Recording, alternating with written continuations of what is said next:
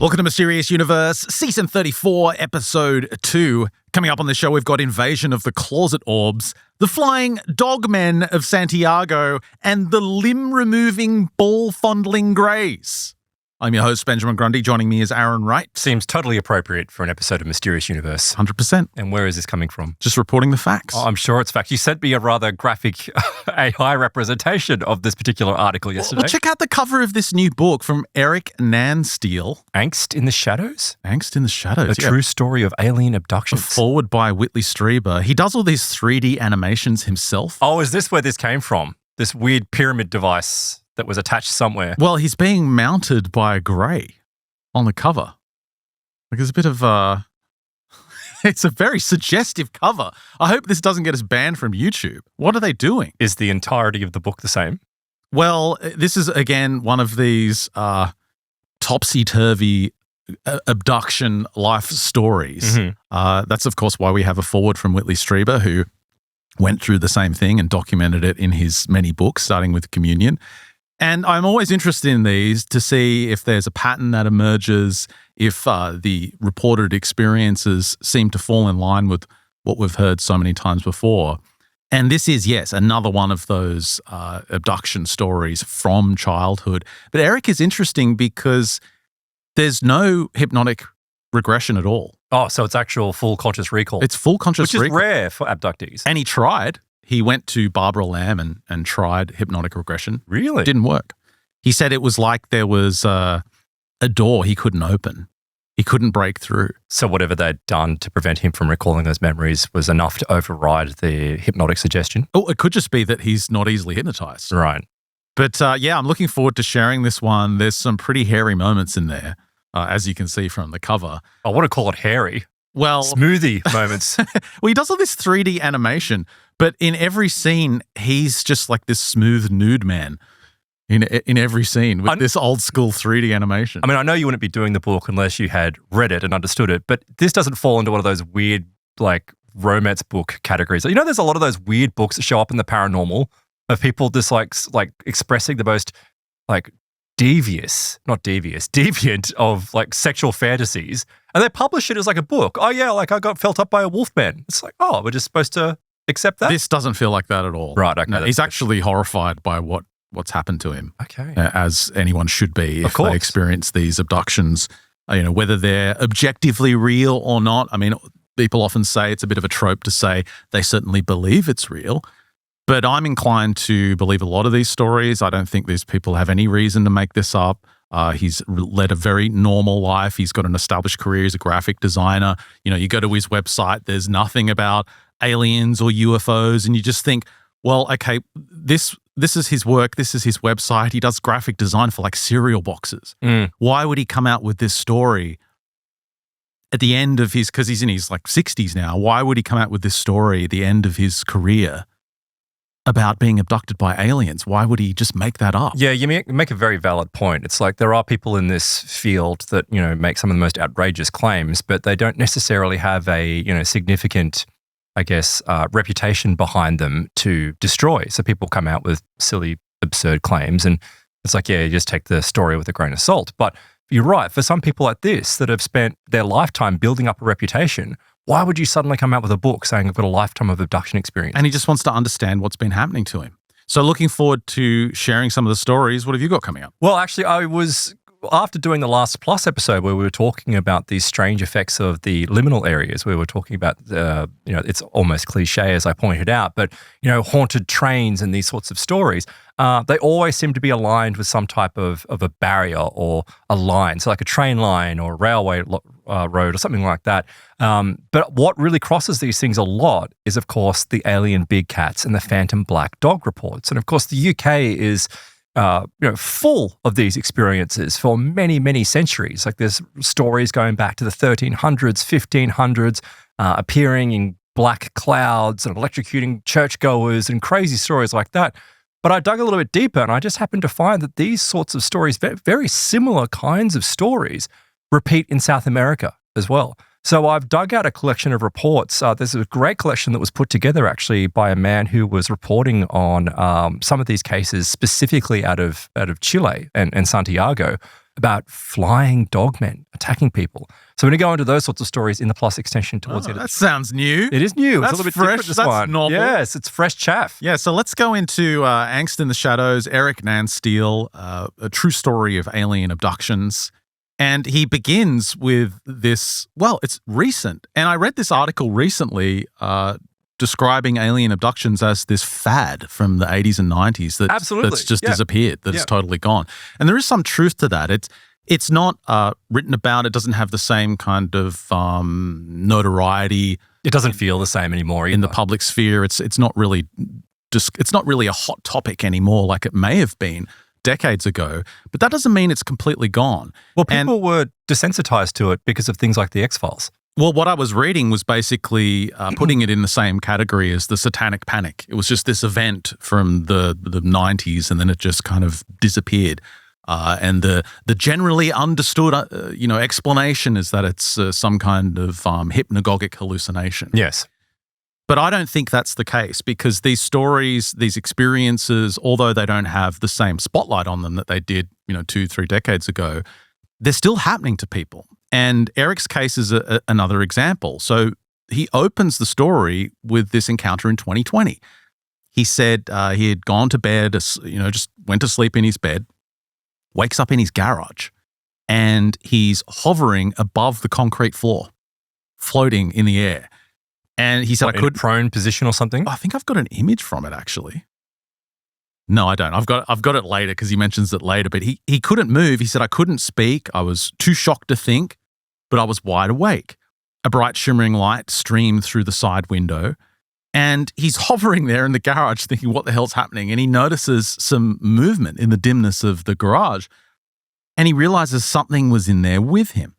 He said he stood before me near the window, barely 3.5 feet tall, dressed in black coveralls from neck to foot.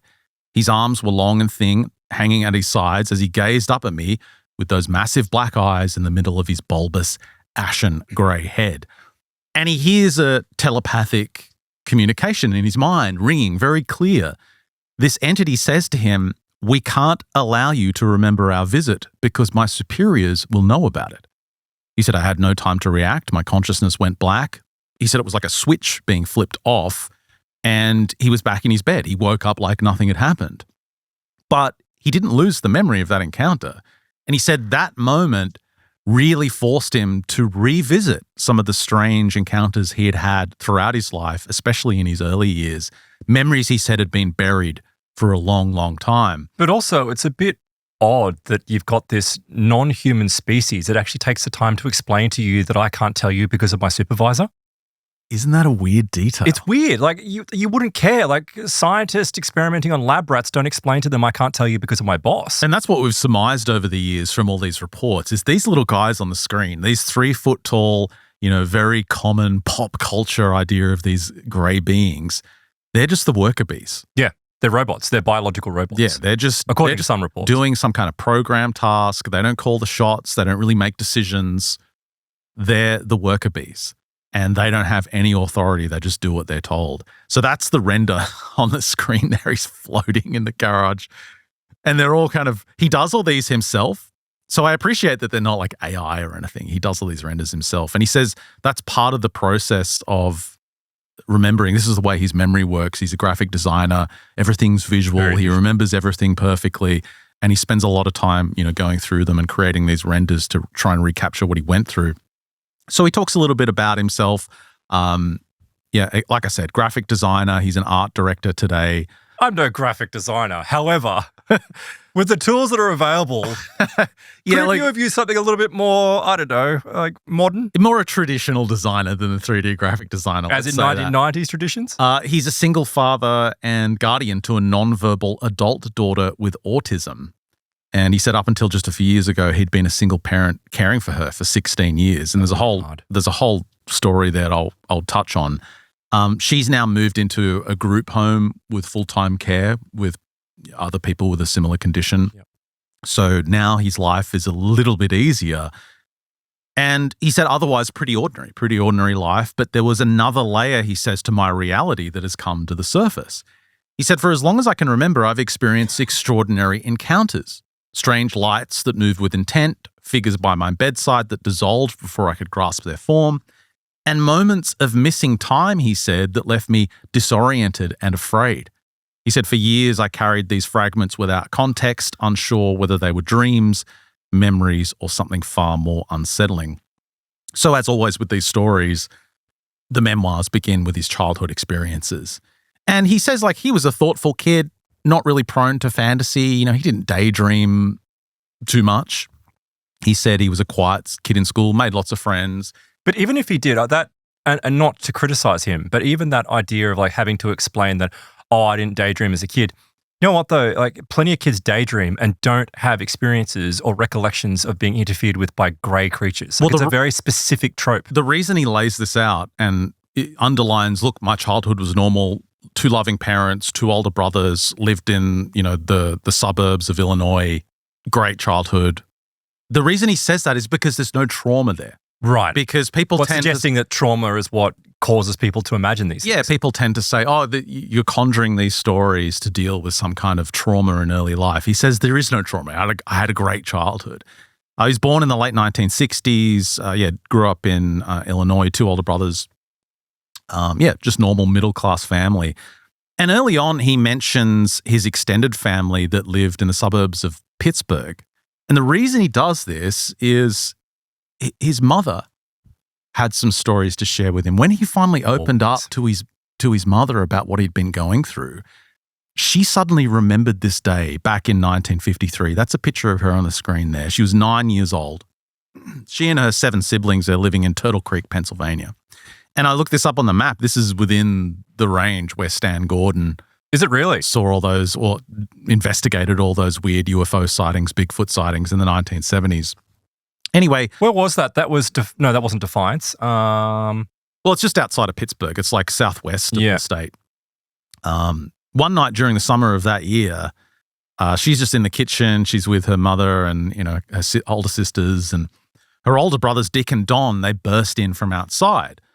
And the eldest, Dick, he's like, Don and I just saw a flying saucer hovering over the valley. They're both ecstatic with excitement. And they're describing its colored lights, how it moved, it's swept over the valley. And they're shouting that it was over the train yard, that they got close to it and shot up into the air and disappeared. And so almost the entire family runs outside to see if they can see anything as well, see if they can get a glimpse, but it's gone. But that night, she told Eric that it was about 2:30 in the morning and she just woke up. She's not sure why, just this abrupt wake up. There was no noise in the house. She was just up. But inside her, she described something pressed. She felt pulled. There was a thought in her mind that she had to go downstairs. He says it was more than a thought, a certainty. She had to check on something in the basement. And so, again, this weird feeling of having to go somewhere in the middle of the night. Oh, I've just got to go get out in my car and drive out into the desert. Yeah, I mean, it's not a field like many of the stories that we cover, and as you point rightly so, you know, deserts or something. But again, a basement is one of these like supernatural areas, isn't it? I mean, it's within a home, but it's like just a naturally spooky kind of area. And she doesn't know why, but she has to follow this feeling. So she eventually walks down the basement stairs and she stops. She said the feeling persisted, not like a question, but like an instruction. And she descended slowly. She reaches the 3rd or 4th step, and then she sees something moving in the darkness. She didn't see it clearly, just a stirring at the bottom of the stairs. And then these 2 shapes solidify. Aaron's going to go tell off the neighbors. Fuck's sake.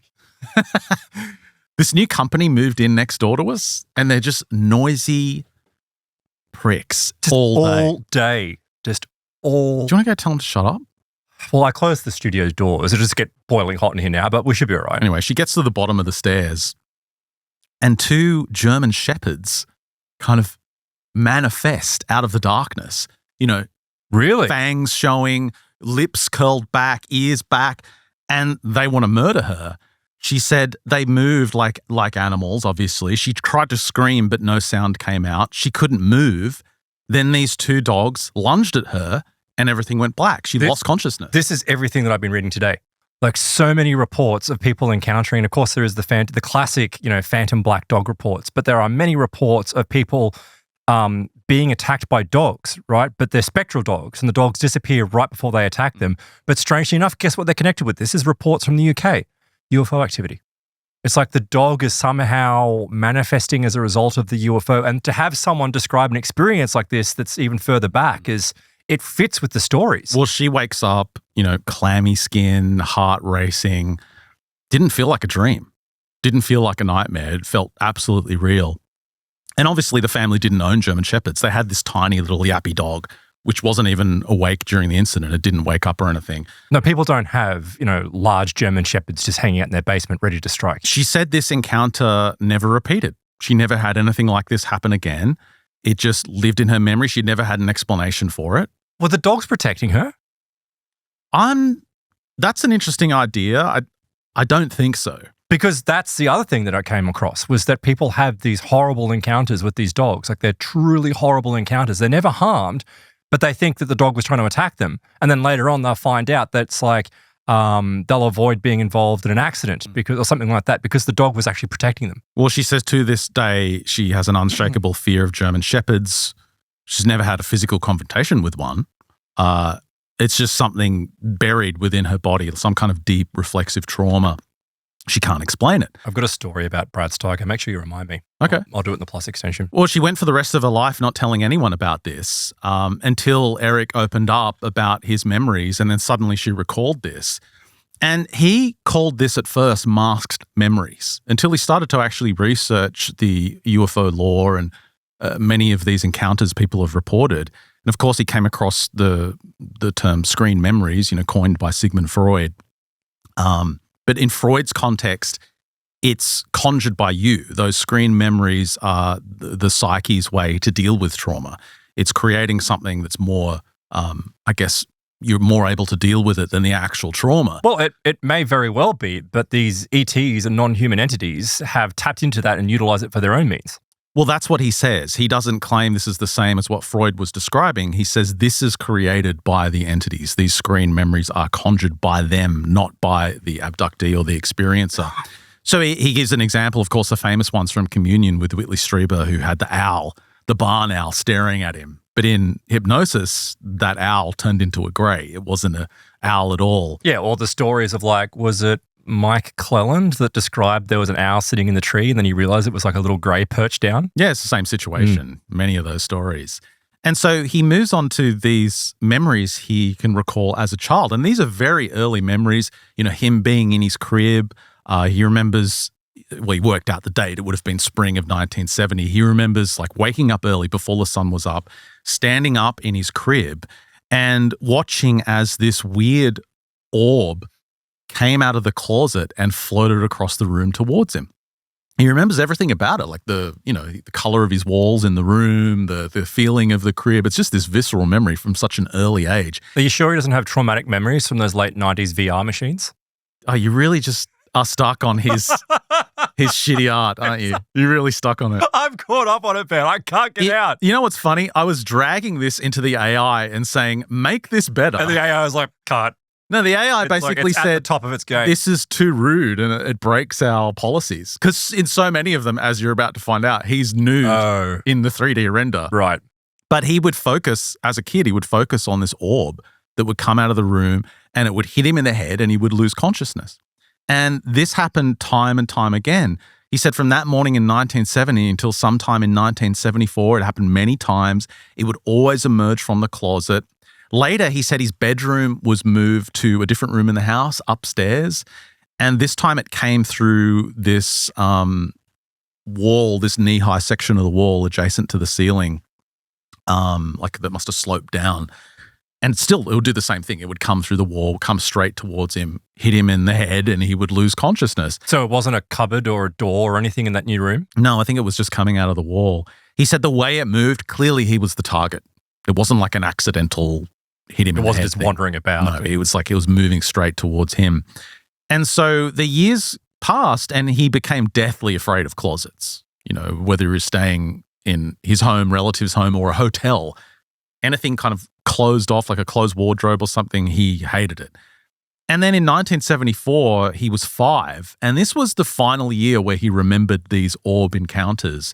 The most notable was he was in hospital for a 4-night stay, and he had had an accident a couple of weeks prior with a jumping castle and just like axed himself, and he got a mild concussion. And because he had been having petite malseizures, they just brought him in as a precaution and said, look, let us observe him for a night and we'll see how he's going. He said he grew out of the seizures by the age of 10 or something. They just stopped happening. But he was but that's unusual in itself to have idiopathic seizures. Yeah, no apparent cause. He does seem to say it wasn't an issue, but it isn't. Having seizures is an issue. Well, my point is though, I mean, already in itself, it's like if there's no apparent cause, but the fact that he appears to be an abductee, it suggests strongly that is somehow connected to his abduction experiences. Well, it's directly connected to getting axed from a jumping castle as well. Well, that as well. Landing on his head. But I just have to, I don't know, but then the question is, has this head injury caused this weird lifetime of memories, which you wouldn't think it would though? Well, he's having all these experiences before the head injury. Well, what I'm saying is also, did it then cause him to become, or get attention from these entities because of it? I don't know. I don't think so, because it seems as though these orbs are connected to what came later. But anyway, he's in this hospital and the kid in the room next to him is very, very sick. His name was Tommy. He's connected to tubes and breathing apparatus, and he's got some kind of abscess in his abdomen that's infected. He's on a high fever between 105 and 110, and they don't know if he's going to survive the night, this poor kid. And he mentions this because before he goes to sleep in that hospital room, he sees that orb. It comes through the hospital doorway. And same thing, it goes straight for his head and he loses consciousness. Now, the next morning, he's woken up by his mother. And his mother says, okay, it's time to go. You've done your hospital stay. Good job. Good boy. Let's go home. And before they go, Tommy, the sick kid's mother, is there as well. And Eric said his mother had brought a little toy car. And he gave it to Eric and said, say goodbye to Tommy and give him this present. And for whatever reason, Eric didn't want to do it because he was creeped out that this kid was, connected to all these tubes and couldn't talk to him. And he was just it freaked him out. He was scared. But his mother's like, no, you've got to do it. Don't be rude. Go and give him the toy. And so he goes up to this kid and he puts the little toy car on his side table. And he says he has no idea why he did this, but he pulled up Tommy's shirt and put his hands on his abdomen. And he started to move his hands up and down the abdomen while this kid's mother and Eric's mother are watching going, what is he doing? And he starts doing this. And Eric said he had, in this moment, an absolute knowing that he was going to heal this kid, that he was going to fix Tommy. And he does a few movements and he feels like he's done what he needs to do. And he says, that's it. Now you're going to be all better. Pulls down his shirt and happily runs out of the hospital room. And he says, as he was running down the hallway, this thought occurred to him. He was like, I've got magic hands. He's going to be okay. I've healed him. I've got magic hands. Now he says, I don't know where this idea came from. I don't know why I thought I could do this. I had no exposure to hands-on healing or anything like that. He's like, I had no idea where this came from. Anyway, he heard years later when he asked his mum about this story, she said, the next day I got a call from Tommy's mother and the infected abscess in the abdomen was gone. She believed it was a miracle from God and attributed it to his healing hands, to Eric's healing hands. The mother never told him.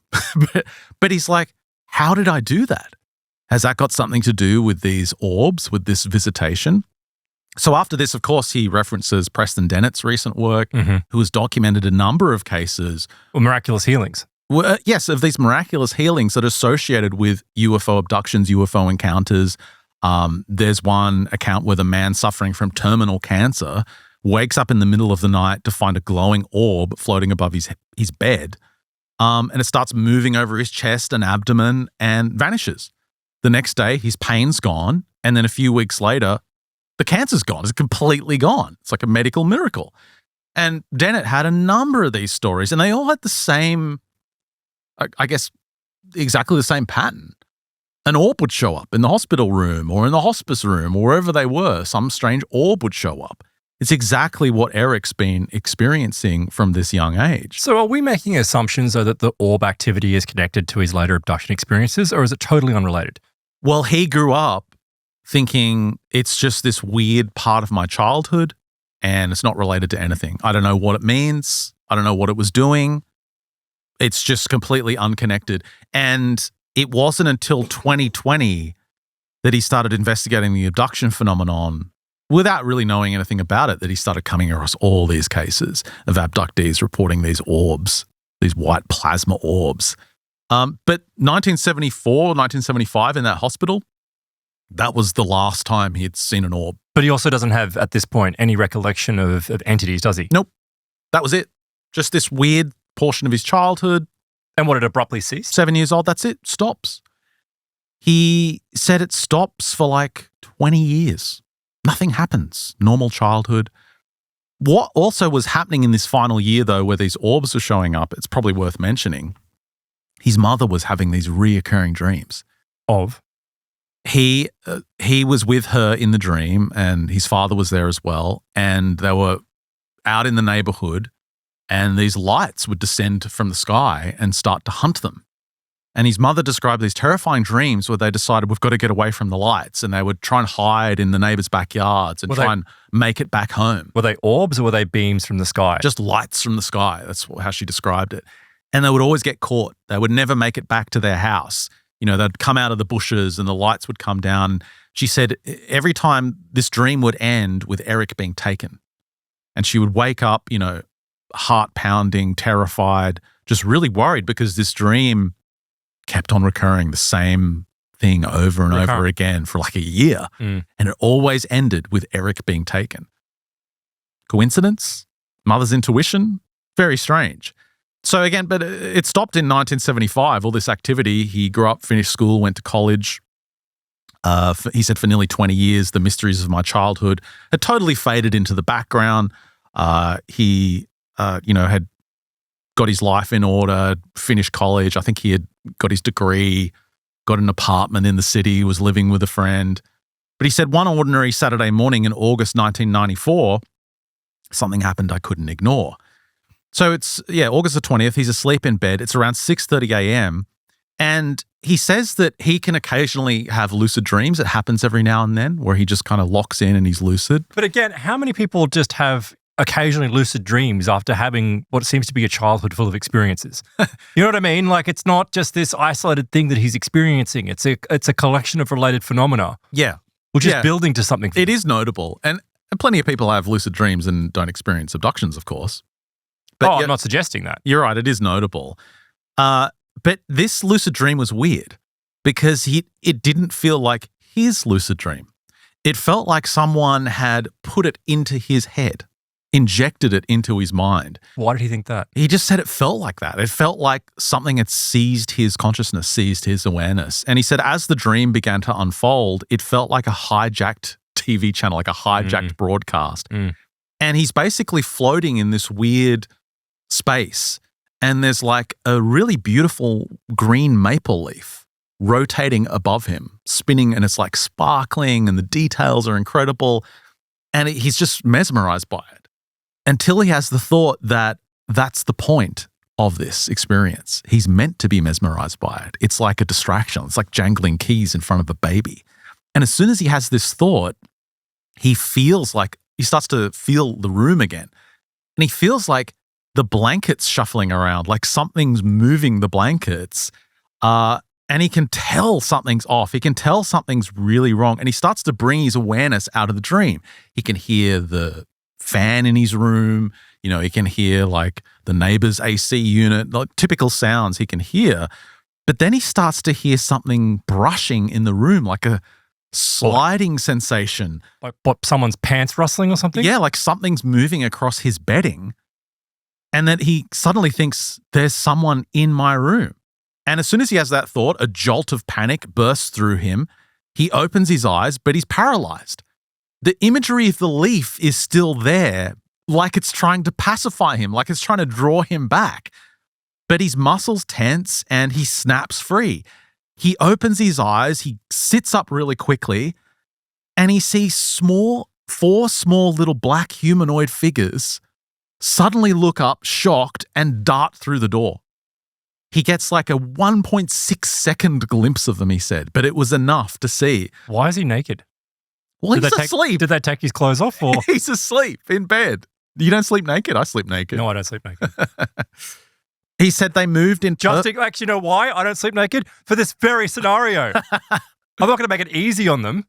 He said, they moved in perfect synchronization. They were propelled by impossible speed. And it's like they hovered. They didn't run. They like hovered out of the room. And he said he'll never forget it. They were these small little grey humanoids wearing that same black skin-tight overalls. But they don't communicate with him? No, they were just gone. It's like he caught them and they were out of the door in a second. He said, the door to my room had been closed. It didn't matter. They went straight through it. I just sat there stunned, he said, my nerves vibrating, my heart pounding. He could hear it in his ears. He's like, what the hell just happened? And of course, he does the usual thing where he gets out of bed, checks the house, makes sure there's no intruders. And they're gone, of course. But he can't explain this. He knows it wasn't a dream. He knows it wasn't a hallucination. He saw them. And... why would they run out the door? Like they got caught. But what my point is though, they've obviously like clearly been able to possess technology to have balls just come through solid material. Why are they running out the door? Why aren't they just floating through the walls, going up through the ceiling? It's all very strange. Well, I think a natural question to ask is how often does this happen and he just doesn't wake up? Probably a lot. Yeah, it seems as though, well, maybe the fact that he became lucid in that moment was enough. You know, other moments, other instances where you could argue it happens, he doesn't become lucid. Yeah, I'm just beginning to notice that there's something very human about this, like supervisors and communicating with him about it and then walking out a door. It's like, I'm not saying that he didn't have these experiences, but I'm like, at the moment, is it what he thinks Well, they didn't walk out the door. They walked through the door.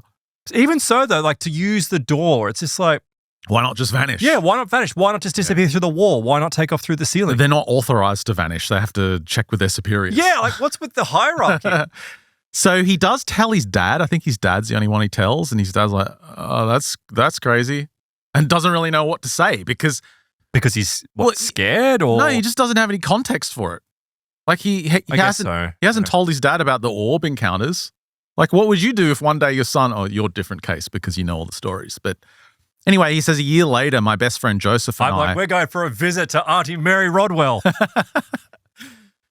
the time, he's living in this apartment in Illinois with his best friend Joseph, and Joseph gets a girlfriend and says, she wants to move in. Can you kind of get your own place? So he goes and gets his own place. And he starts trying to learn how to do OBEs. Why? Again, though, but... why? Because his dad gave him a book about it and he had heaps of time on his hands. Wait a second. So he tells his dad, and I'm sorry, I'm losing my voice, but he tells his father that he's waking up in the middle of the night to find little blue or little grey freaks running out of his bedroom. And his father's like, I don't know how to deal with that. But his father's also giving him a book on how to have out-of-body experiences? Yeah, I don't know if his dad even read the book or liked the book. He just had it. It's like a friend gave it to him. He just had this book. Anyway, I'm just following the story. I don't think it's that weird. I think anyone that's been interested in anything alternative has probably tried to do an OBE. I'm not questioning you or putting any pressure on you. I'm just like listening to the story and just thinking there's something else here. There's something more to it. And we know with the abduction scenario through so many cases that there is a familial line. And I know it kind of set the scene before that it's his mother, like the mother. But the fact that the father, I don't know, like maybe it's just I'm reading into it. You are reading into it. He just had a book on OBEs. You just happened to have a book on OBEs. Yeah, you just give big deal. Okay. We'll see. Every chick I've ever dated has had a book on OBEs. No, they haven't. Yes, they have. How many regular people have books on OBEs? Heaps of people, thousands of people. You know, Robert Monroe's book was a bestseller, right? Of course I do. Yeah, of course. Yeah. But in my experience, people I meet, they don't have books about OBEs. Some people don't even know what the term is.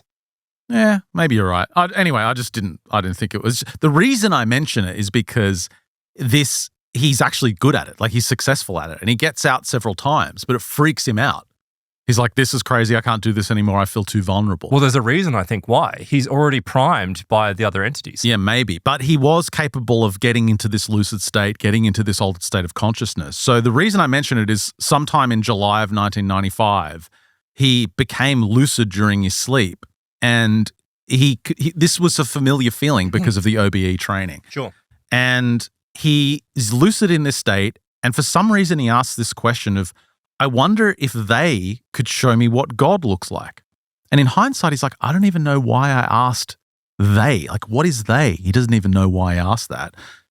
But this image, he said, comes into view, like bounds into view. Just before you say what it is, can I ask you, preface it, is it some type of geometric image? Boom. That's what he sees. He sees this like a Egyptian eye with wings. And he said it had a series of concentric rectangles radiating from the center behind it, like radiating outward. So kind of like a geometric symbols behind it. Yeah, he said this was more than imagery. It was a living intelligence, and he said it had sheer, indescribable, terrifying power.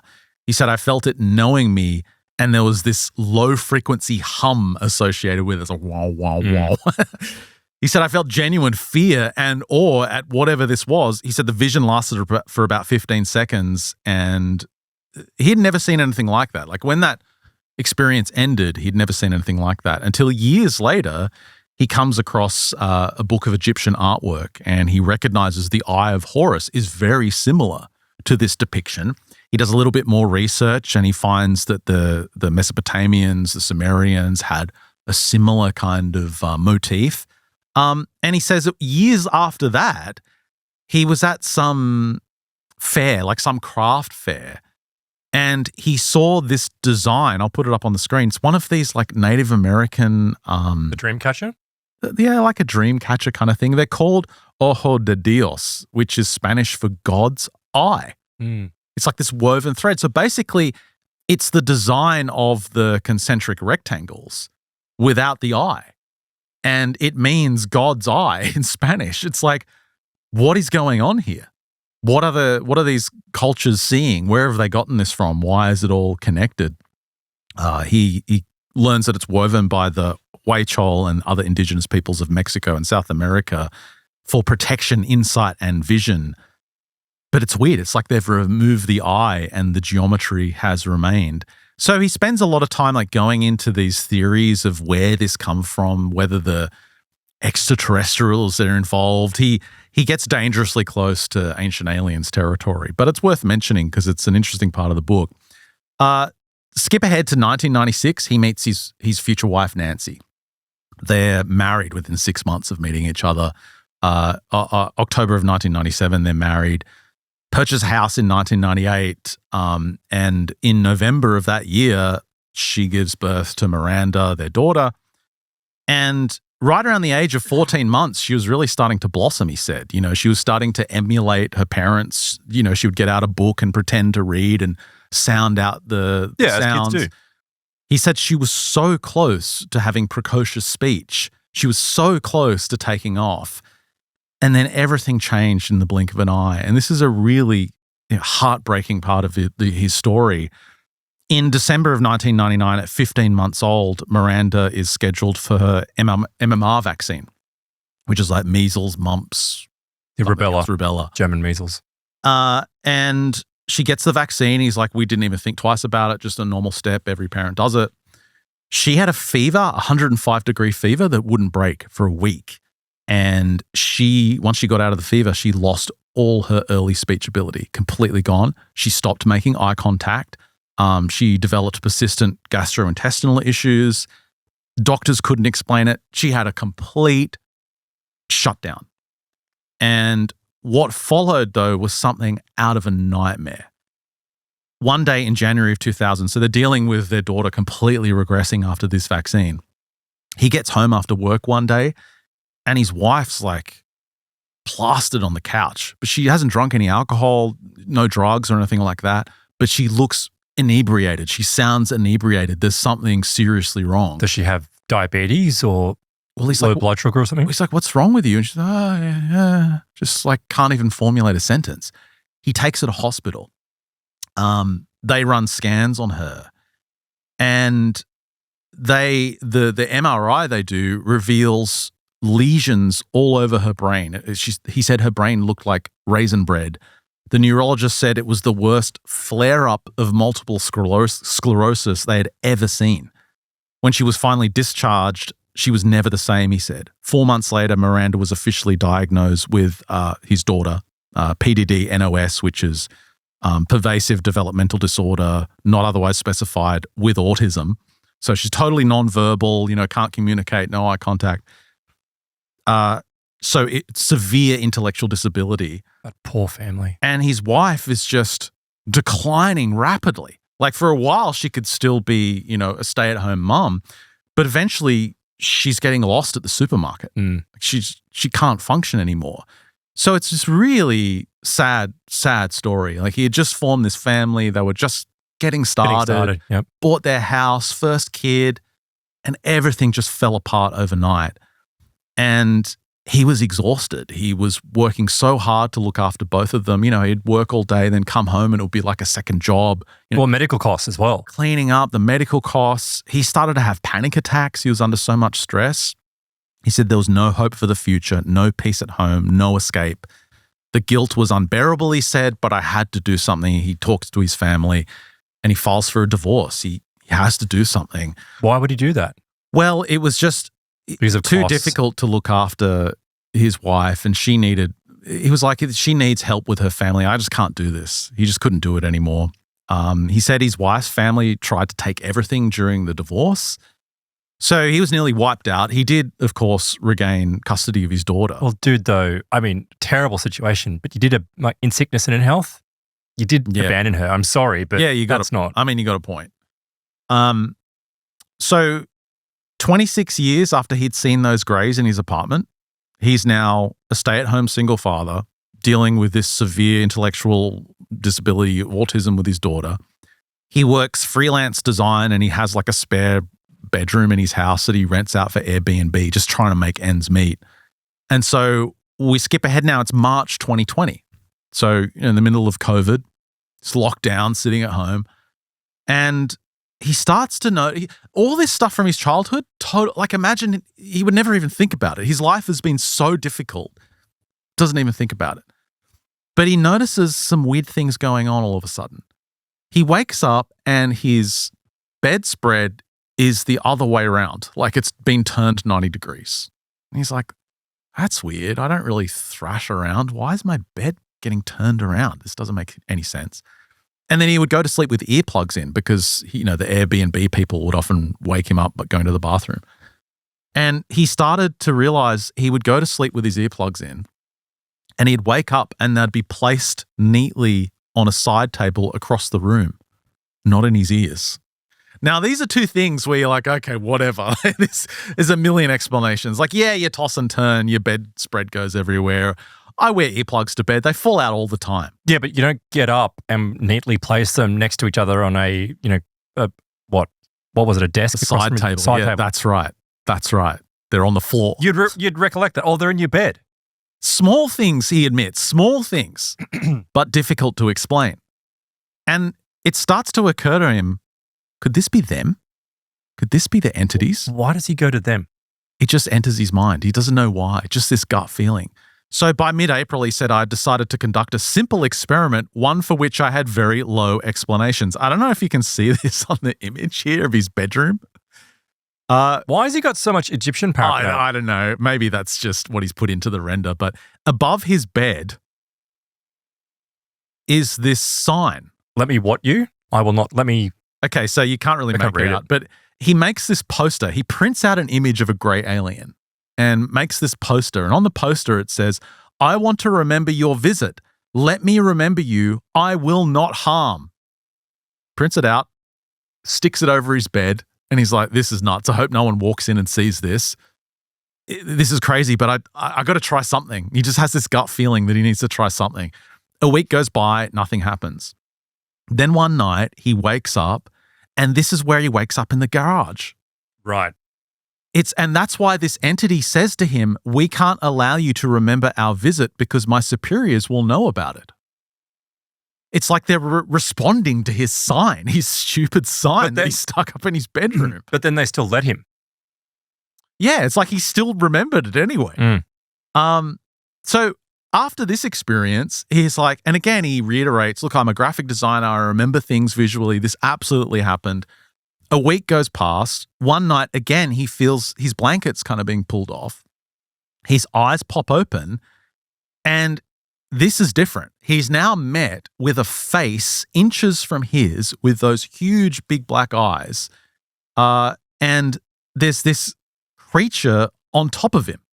It had elephant grey skin that resembled unpolished leather. Is this the cover? He says, I could see not only its face, but its chest and shoulders, which weren't clothed. The creature was not like the others. Yes, you're right. This is the alien on Nude Man 3D render from the cover of the book. He said he was partially laying on me. His feet were making contact with the bed. He appeared to have both hands on either side of me. So he's basically straddling Eric. And he felt like this thing wanted him to look in its eyes. It's like that was the whole purpose, look in my eyes. But he didn't want to. He was intimidated. But he started to focus on its shoulder and the elephant grey skin. And it's like the being knew. And so he's paralyzed, but the being then released just his arm so Eric could touch its skin. Ew. And he said it really did feel like leathery, scaly skin. But he says it was all sinewy and bony, like there was no fat. It was all like muscle and sinew. So he's touching this thing. And eventually, because he's like touching it, he gets the guts to look it in the eye. As soon as he makes eye contact, the scene transforms. He's now in a German village. It's midnight. There's a full moon overhead. That weird, taller grey alien it's about 5 feet tall. It's in the scene. And there's 3 little German girls with like Lederhosen. Blonde pigtails and Lederhosen standing next to him. Now, that's obviously the 3 little greys. They're obviously the little greys that are in the room also. But in this created dream projecting world, a false image. Yeah, it's this false image. And he's able to ask this grey, this taller one, questions. So he's like, telepathically, what's your name? And he says, look, I was in this altered state of consciousness, shocked, terrified. Forgive me, these weren't the best questions. But he's like, what's your name? It answers, Sizzalik. Are you from Zeta 2 Reticuli, he asks. Why would he ask for such a specific location? Because he is familiar with the Betty and Barney Hill story. Right. And remember, Betty... She drew a star map afterwards. Remembered the star map, drew it, and then a local astronomer matched it to Zeta Reticuli. It answers yes. It is from Zeta Reticuli too. And is your home planet Serpo, he asks. Now, this is from that Project Serpo infamous story, Project Serpo, where supposedly during the Reagan years, a group of US military personnel did an official exchange program. It was about 50, wasn't it? Wasn't it 50 people? Yeah, they did some exchange program to planet Serpo, which was the home of these entities. And it says, no, that's not the name of our planet. And he sits there waiting for it to elaborate, like to give the name of the planet. It never does. It doesn't venture any information, doesn't give any information. Why this German scene? Isn't it bizarre? Yeah, why Bavaria? I love the graphics. Again, I'm surprised you haven't commented on the graphics because... Oh, no, I'm letting it go. I'm letting it just wash over me. It's fine. It's like it's at the peak of graphic design and I'm not going to criticize it. Now, the 3 little girls then turn to him and say, we were told you would be mean, but you're actually very nice. And then he wakes up. By whom? Exactly. The authorities? What's the chain of command? When he wakes up, he can hear his daughter giggling in her room.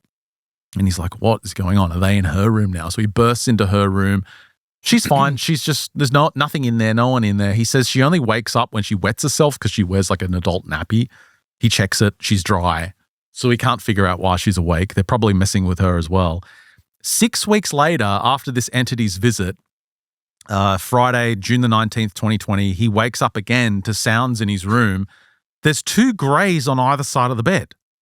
And he says they do this weird levitating move where they float over the top of his bed, cross over each other, grinning at him, then land on the other side.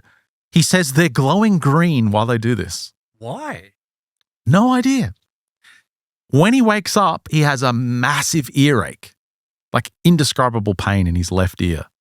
And then it occurs to him, is that why my earplugs have been taken out at night? What are they doing with his ear canal? Yeah, what are they doing to my ears? July the 29th, 2020, he has another in-home encounter. He opens his eyes. He's aware of a sensation on the top of the sheet. He wakes up. The sheet's being pulled down. He feels a finger and a thumb slide down his hips and remove his underwear. And he opens his eyes. There's four small greys, 3 to the right, and there's one at the foot of the bed, which is now like folding up his briefs, like folding up his underwear and putting it at the bottom of the bed. That's the other element, like the surreal elements in these cases of like if you're invading someone's room to do whatever nefarious activities you are, why are you neatly folding his pants? I don't know. They always seem to do that, don't they? And why are you neatly putting his earbuds on the opposite side of the room? Well, it gets stranger because as he's still conscious looking at this grey, it transforms into this woman that he knows. And he says it's a rather unattractive woman. Like it's a very homely looking, to use the term old bag, I don't think would be too Eleanor Roosevelt generous. Yeah, just like transforms into this old bag that he knows, some colleague that he's not attracted to at all. And this woman, this older woman, starts crawling over the foot of the bed, crawling on top of him, staring into his eyes the whole time. And she's like, would you like a blowjob? And he's like, what the No, he's not. He's like, there's no one around, so. He says, I felt my penis begin to erect itself. Oh, see, I told you. He said, in my entranced confusion, I said, sure. Yeah. Why not? Yeah. At that moment, he said the face before me feigned a movement as though she were going to perform fellatio. So she actually went down to do the job. But at the last minute, it transforms back into a grey and puts this weird pyramid on his dick. Puts this weird pyramid fleshlight on him. So this is the image that you sent me yesterday where you said, we have a show. Oh, yeah. He says it was like converges into a point. It's a smooth 3-sided cone. It was all black, he said. I was conscious for 2 seconds after the cone was placed over my genitalia, and he doesn't remember like climaxing or anything. He just wakes up and he's like completely spent and really sore down there. Like he's been going at it all night in some orgy. But he says, I wasn't dating anyone. I wasn't sexually active. What the hell did they just do to me? Now, this is a major, understanding moment for him because he's always had these questions of what are they doing? What do they want with me? This is part of the answer. This is what they want from him. His material. His biological material. Yeah, it's program stuff. So, yeah, I mean, this is... the program. I still think this should have been the cover of the book. I think you're right. It's pretty awesome. Now, do you appreciate the 3D graphics? I do now. You know what? I was unfair before. I mean, this is just what I was hanging out for this. This is what I expect. Like, you could do a crop. You know what you should do? You should put this image. Oh, I'm about to say you put it into the AI, but you can't. It'll be too... Well, this is the image I tried to put in the AI and it was just like, nope. Not even Grok 4 would do it. Oh. So the second week of March 2021, he wakes up with hands on his body. And again, now this is different because he's not even in his bed anymore. He's now somewhere else. This is the first time he's somewhere else. He's in that typical space where there's just darkness surrounding everything and there's this light source. You can't tell where it's coming from. He's on a metal table, the typical metal table, and the entities are showing him a kind of vacuum tube. Let me put it up on the screen here. He says it looked exactly like a vacuum tube, like a 1950s vacuum tube. Yeah. And these are all the taller entities. And they say to him, make sure you look after this one because you damaged the last one. And if it's damaged, we won't be able to find you. Where's it going? In his abdomen. Yeah, it's for his abdomen. He has this knowing They're putting some weird RCA tube into his abdomen. This Telefunken 1953 tube with a sweet mid-range is going into his abdomen. And again, he just blacks out. So a lot of the encounters are these little snippets, like a 30-second experience where he wakes up, he sees something, experiences something, then he's out again. And again, no hypnotizing, no hypnotic regression, nothing like that. These are raw memories. He said, I understood they were showing me an implant and that it was destined for my abdomen. So, of course, he goes into Dr. Lear and the... Oh, he actually goes to Lear. No, he doesn't go to him, but he writes about him. Just skip ahead in the story, January 2022. So again, this is all recent stuff. Miranda, his daughter, has a new physician. Her name's Samantha.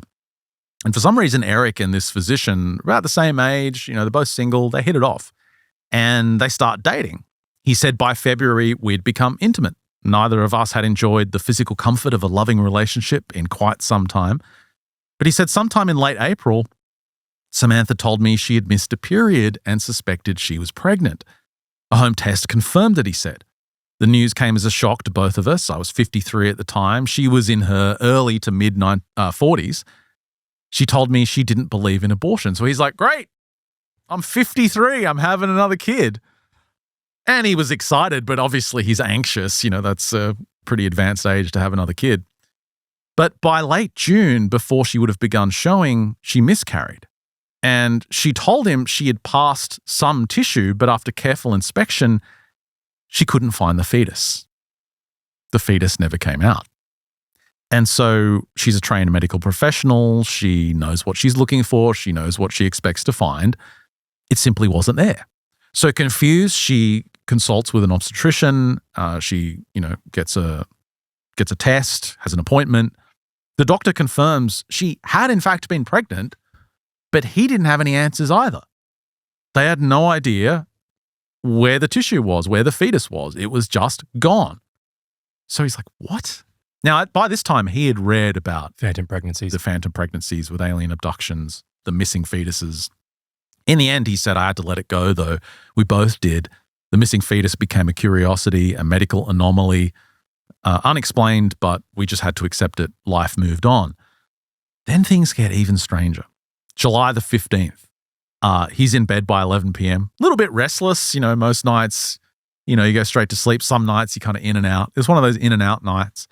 And he became aware of a pain in his left arm. He's like, oh, why is it sore? And he kind of wakes up, opens his eyes, realizes he's not in his bed. He's lying, again, on a metal table in a dimly lit room. That wasn't the horrific part. The horrific part was that his arm had been removed and was lying on a metal gurney next to the metal table where a very large grey was kind of handling it. Where have we heard this limb removal stuff before as well? Is it David Jacobs' work? Yeah, this has been in and out in various abductee reports over the years. It's not the first time it's been described where body parts have been removed. Now, he says there's no blood. There's no blood on the table. There's no blood on the limb. But he says, that's me. That's like my meat sitting there. He said it was horrific. And it actually hurt. Traumatizing. He's like, how do I process this? When he wakes up, he looks at his arm. It's totally intact, but it's swollen. He searches for scars, sutures, nothing, but it is sore. He gets up. He has a shower. By the time he gets out of the shower, he can't move it. It's like locked at 90 degrees. And when he starts to try and ask questions of what the hell was this? Why would they do this? He learns that when bone marrow is extracted, it's often taken from the pelvis, from the iliac crest, but sometimes they use the humerus. In experimental settings as well, they use the humerus. And so he reads about these cases where marrow is extracted from the humerus and the symptoms are everything he's experiencing, like the same swelling, the same radiating pain, the same locked-in motion. The more he reads about it, the more it matches up. So he's convinced they stole his marrow. Yeah. They took his bone marrow. For the purpose of stem cells? Like, because if they're getting sperm, they're getting genetic material. But I guess, if they're needing possibly stem cells. Well, over the next couple of weeks, because the pain is severe, it's really damaging, he's taken again. But this time there's like a little grey on the bed next to him. it's like keeping him distracted. And it's, holding his hand, and it's like, haven't you got something to tell me? And he's like, no. And he rolls over, and there's one of these like 6 foot, 7 foot tall ones massaging his arm, like doing something to his arm. Again, he like passes out. A week later, it happens again. There's like another grey checking on his arm. We skip ahead to September of 2021, which gets us closer to an answer to the question you just asked. He finds himself inside this pewter room, pewter-coloured walls, and before him is this featureless wall. It's like smooth and metallic. And one of the greys motions for him to go towards this wall and look at it. And he's like, well, there's nothing there. What am I looking at? And it tells him to fix his gaze on it, and these displays start to appear. I've got an image of it here. He's included this render. And he says it wasn't like a digital screen. It was like looking at something real, like real people in the wall. But obviously it was some kind of projection. He said they were faces. All these faces in the projection, like real people. And he's looking at all these people, and the entities tell him they're your children. Are they hybrids? No, I don't think they are, because he doesn't mention that they look any different. They just look like people. And so he asks, one of the questions he asks is, well, what are their names? And the entities say to him, would you like to name them? Would you like to give them names? And he's like, sure, I guess. Yeah, sure. I'll give them names. And he said, rather than carefully considering meaningful names, his mind defaulted to what was most familiar and accessible in that moment. And he's like, Kirk, Spock, McCoy. Like, he just starts naming the Star Trek names. Because he says, when you're in these states, your willpower's gone, your thinking is muted, your intelligence is dialed down. You can't think like you normally can. It's like they're in total control of you. You have no way to gain an advantage, mentally or physically. But you know what that also sounds like? I'm not saying that's what he's doing, but it sounds like a dream. It does. Yeah, you're absolutely right. It does. But he does reference the other cases we've heard from David Jacobs and, these other researchers, where this is a common trope where abductees are shown their supposed offspring. It has hallmarks. It's not exactly the same, but as Jim Sparks. Yeah, Jim Sparks comes up. He does mention Jim. In June of 2023, he doesn't mention why, but he's broken up with Samantha. And probably when she caught Sophia Princess Tube. It's a reference for the hi-fi people. I'll know. Sophia Princess Tube. Oh, yeah, okay. That's a very obscure hi-fi reference. I guarantee you one person will get it. No one's going to get that. One person. In June of 2023, he's abducted again. So this is like 2 years ago this happened. He said, I was taken on another involuntary field trip. He says, I became conscious in a standing position aboard what I thought was a spacecraft. Before me stood a tall grey, large black eyes staring at me in silence. He said the room was expansive, 50 or 60 feet. There were these strange windows. And there's a metallic table in the middle of the room. Oh. And there's a baby on it. There's like a 6-month-old baby, like crawling around, crying, goo-gooing, gargaring. The entity tells him it's his baby. What are these things doing to people? This is your child, and it has a genetic defect, and we need your genetic material. Then he blacks out. He doesn't get to touch it or hold it or talk to the child or do anything. He's just told this cold clinical information. This is your child. We need your marrow. See you later. And he's checked out. He's blacked out again. Isn't it just evil beyond words? It is. Absolutely horrific. Mm-hmm. Like crimes against nature. So he wakes up and he just feels wrecked, like they've done the runner on him. And he's like, his whole thing is, I would have given this kid a beautiful name. This is where he really feels abused, like a lab rat. They just take. All these entities do is take. Yeah, because we are lab rats. They don't care. He feels cheated, used. A few months later, he's taken again, and now he's pissed off. And so he demands in the next encounter, he's like, where are my children? Where are these entities? Where are these beings? Where are my children? Where are you keeping them? And he says one of the common tropes is this idea of this whole abduction phenomenon is that they're taking them away. They're using humans for genetic material. They're making these hybrids to benefit their species. Yes, that's all fine and good, but then they're going somewhere else. they're going back to their home planet, or they're going to another dimension, or they're doing, something like that. Who knows? I mean, they're using them for the invasion of the Earth. Well, he's motioned again in front of one of these screens. And on this wall, after he asks this question of where are my children, this map appears. And it's a map of the United States. He said it even had the borders of the states. And he said the image of the map enlarges and it zooms in on Illinois and its surrounding region, but on a 45-degree angle. And he can see it. It looks like a live view. And he can see Lake Michigan. He can recognize it. He can see parts of Wisconsin and Michigan. And within Illinois, these layers of the map start being removed like it's some kind of display. And he starts seeing these huge subterranean caverns, like constructed caverns running parallel with each other from north to south, just west of the Indiana border. This is what he sees on the screen. Again, tunnels. Not a great render. Well, think of the size. These are more than half the length of the state. And these are these massive, massive caverns that extend down, and they have this kind of they slope downward at the ends. Like a spout.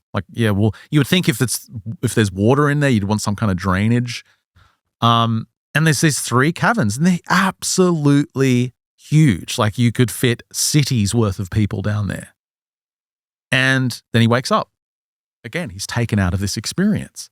So he spends a moment just pondering the implications of if what he was shown is real, if it's actually down there. And he actually does a bit of research. He looks at the geological feasibility of large spaces being in that area. It all checks out, like the type of rock that's there. There's no reason that these caverns wouldn't be able to exist or anything that would make them unfeasible. He says the oil drilling that's done in the state is nowhere near this area, so they would be completely undetectable. But wait, is he suggesting, or at least, giving us some insight to the possibility that this is where these hybrid beings are, or these? That's what he's saying. That's specifically what he asked. Not suggesting, he's saying it. Where are they? The beings show him these underground caverns underneath Illinois. It's as good as anywhere else, I suppose. So again, there's no reason to believe anything these beings tell you. Like, why would we believe anything they say? They just do everything to their own advantage. Why are they telling him?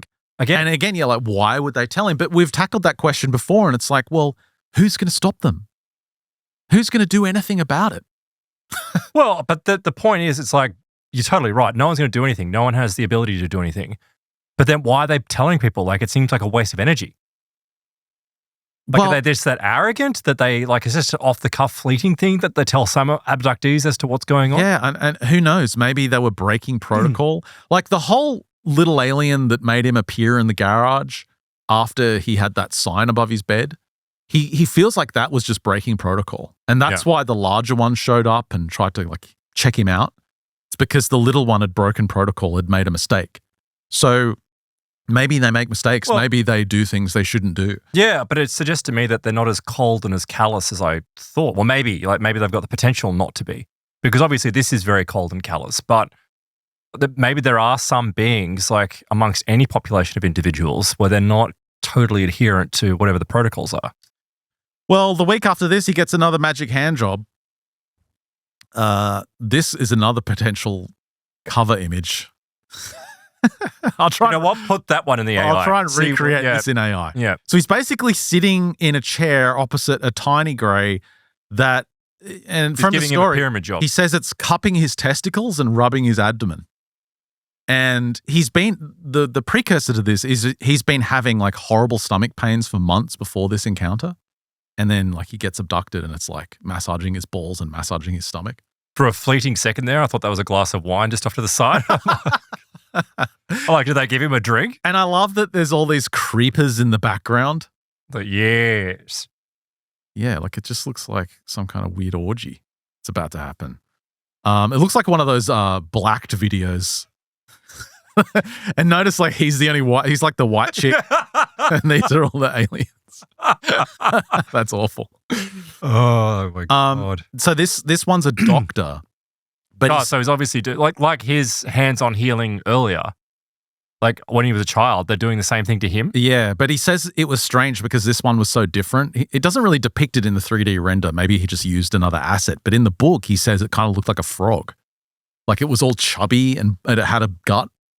And it was like a big fat frog that was doing this to him.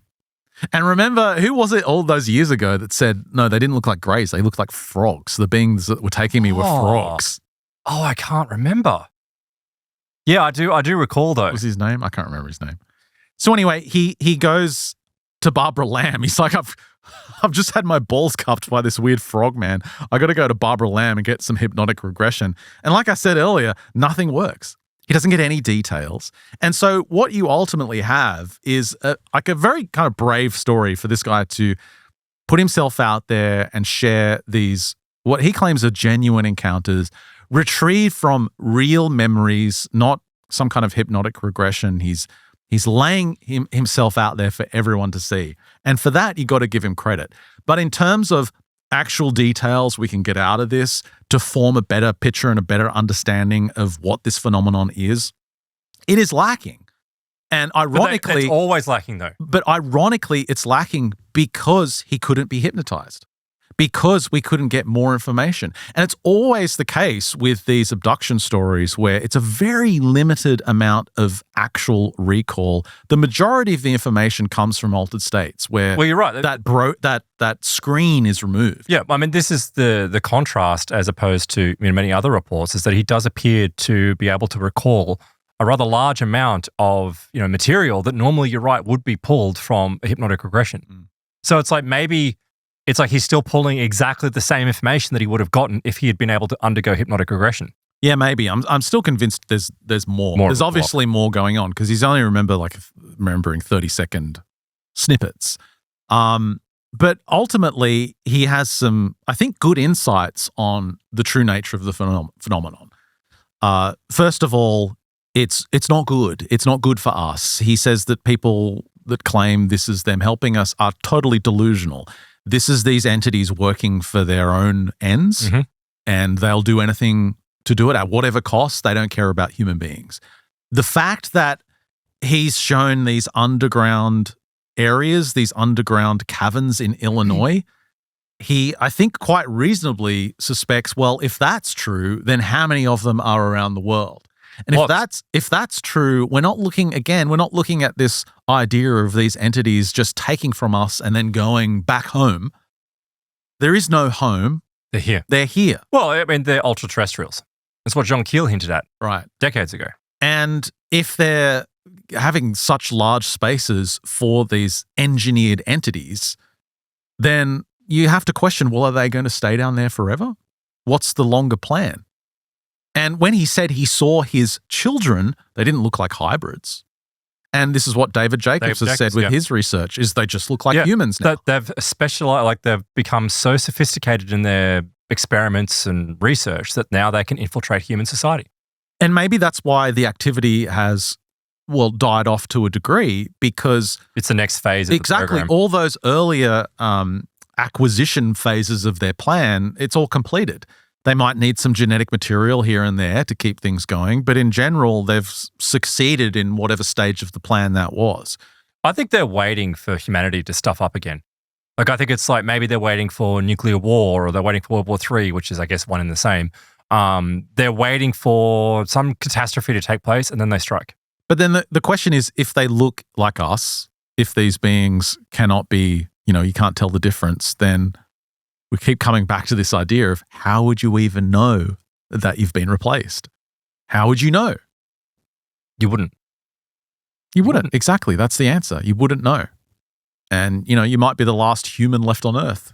You wouldn't even know. You wouldn't realize. That's an old… The Others. Was it Philip K. Dick? Yeah, like The Others. That's exactly what it is. It's like, it's a bit of an old kind of sci-fi story that they're just replacing us. Just slowly and slowly. It's like, at least with the Indians coming in, you can tell that they're Indians. Well, maybe they're extraterrestrial Indians. How do we know? That's a good point. See? Like, you wouldn't even know. Yeah. Wouldn't even know. There could be underground caverns in Mumbai. All I know, at least in this building, is that they must be non-human because they don't know how to use a toilet. Well, that would also match up with David Jacobs' descriptions of the hubris. Yeah, because in this building, the number of times I've complained to our landlord because you walk into that bathroom and it literally is shit smeared over the walls because the ETs don't know how to use the bathrooms. It's always a giveaway when you see the shoe prints on the seat. On the seat. Yep, and shit smeared down the side of the wall because I've obviously grabbed something and I've lost their balance. So it's the aliens. I mean, that's what I'm going with. It's the invaders. It's the non-human invaders. It's this. I give it 7 alien pyramids, sex cones out of 7.